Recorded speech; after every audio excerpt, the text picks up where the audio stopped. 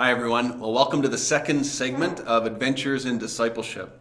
Well, it's October and we made it through September and all the figuring out of what it means to kind of step into the fall and into the new realities of whether it's getting your kids off to school or getting back to work in some way, or what it means to go shopping now, or what it even means to engage in church. And we're all continuing to figure that out, but hopefully you're finding your way through this fall season and making sense of some of that. Some people have used the analogy of this COVID season like a triathlon, where you just kind of come out of the water and just kept from drowning, and then somebody hands you a bike.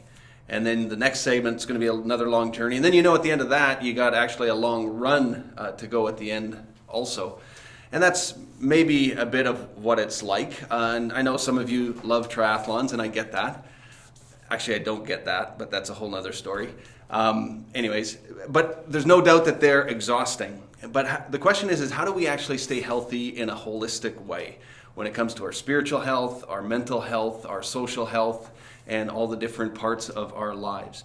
Throughout the summer, we were encouraging you through the series called Summer of Soul Care to look at and consider different spiritual disciplines or routines in your life that would actually give you life and help you in your spiritual journey. And now, as we come into the fall, I think it's time for us to land some of those routines and actually settle in on some things that will help us in this. But the question that I want to focus on today in this one aspect of discipleship is, will these routines be rhythms or will they be ruts? And there's a really significant difference between the two, and I want to just talk about those for a minute. Ruts, first of all, is this. Here's one definition anyways of a rut. A habit or pattern of behavior that has become dull and unproductive, but is hard to change. If you look online, it's also a 1970s English reggae punk rock band, but that's beside the point. But if it's a pattern that has become dull and unproductive, then it's probably not something that we want to hang on to. And we all know that it's really easy to fall into these ruts and to fall back into things that maybe we're used to. They're familiar, they're comfortable, but they actually don't help us grow. In fact, if anything, they're stalling our growth. And they're just hard to change for one reason or another. But rhythms, on the other hand, are different. And one definition, again, of a rhythm is a strong, regular, repeated pattern of movement or of sound. And when I think of a rhythm, I usually think of music or the whole idea of sound, but I'm not very musical. I was a drummer in high school for a little while, but I couldn't keep the rhythm, and so therefore that career didn't last very long. But I like the idea in this definition of a movement, and where it says, a strong, regular, repeated pattern of movement. We need to continually move forward. We need to continually move forward as a church and not to stay in our ruts, which are easy to do, and we're continually working on that. How do we find new rhythms of being the church? But we also need to have new rhythms that actually help us with forward movement in our own personal lives as well. And so let me encourage you in 5 intentional spiritual rhythms for this fall.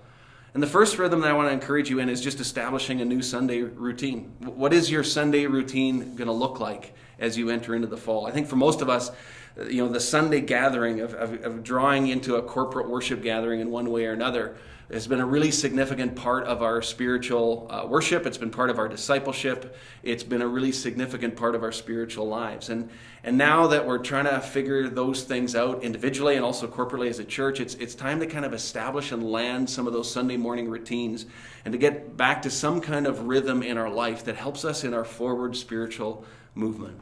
The second area and rhythm that I'd encourage you in is a small group rhythm. And it's one that is challenging in this time. We have limitations on how we can gather, and yet we know that the large corporate gatherings don't work as well as we have in the past. But even within our restrictions, there are things that we can do in small groups, whether you meet online, you meet in backyards, or you gather together in social distance and in certain rooms or different places. And so I just really encourage you, whether you're somebody who's never been in a small group before or whether you've tried one and maybe you've been disillusioned by one, I just encourage you to give it a chance again. And just that reality that we need to be seen and we need to see others. And the best place that you can be known and be more vulnerable is in a small group setting.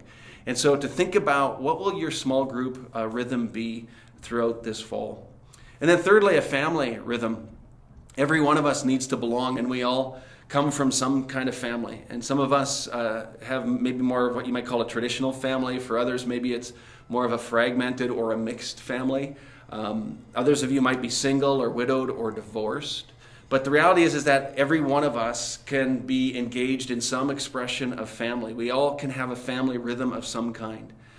My extended family's been doing weekly Zoom meetings. That has been a new rhythm for us. It's been really, really encouraging and life-giving, especially for my mom. For Lisa and I and our girls, we're just talking about and establishing a weekly rhythm of having a family meal together and trying to figure out how that works in our schedules as well.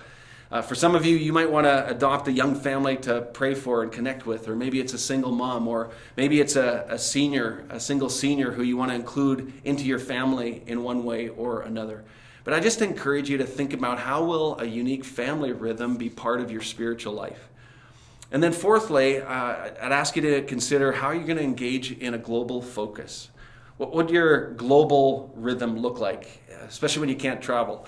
Well, what we mean by that is we really believe that it's important to connect the local church to the global family. And so our spiritual life is so enhanced when we are able to lift our eyes beyond our own immediate context and actually connect in some meaningful way with our global family. And every one of us can do that in different ways. And maybe you're thinking about connecting with one of our long-term missionaries to email on a regular basis, or to do some video calls with, to pray for on a regular basis, or maybe financially support. Maybe it's engaging in our global partnerships, our established partnership in Panama, or our emerging partnerships in the Matthew Training Center in Guadalajara or in Turkey. But I just really encourage you to think about what's the global rhythm that will help me engage and lift my eyes beyond just my immediate circumstances right here and help me to see the world and what God is doing globally. I really think that helps us in that forward movement, that rhythm of forward movement in our spiritual life. And then lastly and fifthly, just a prayer rhythm. We're called to be people of prayer, and we are a praying church. And we just believe so strongly that prayer is so essential in our intimacy with Jesus and in our spiritual rhythm of growing in our faith. And so there are ways that you can obviously do that in person and in private in your own devotional time, but also how can you connect with others and have a regular established prayer rhythm in your life that is maybe new. It's not a rut, but where you establish some new patterns, some new rhythms that actually help you in this forward movement. So being involved in discipleship and the adventure that it is requires some intentionality. And I just encourage you to consider what might be ruts in your life right now, what are holding you back, things that are hard to change, and what might be a new rhythm or a few new rhythms that would help you with forward movement in your own discipleship this fall. And God bless you this week.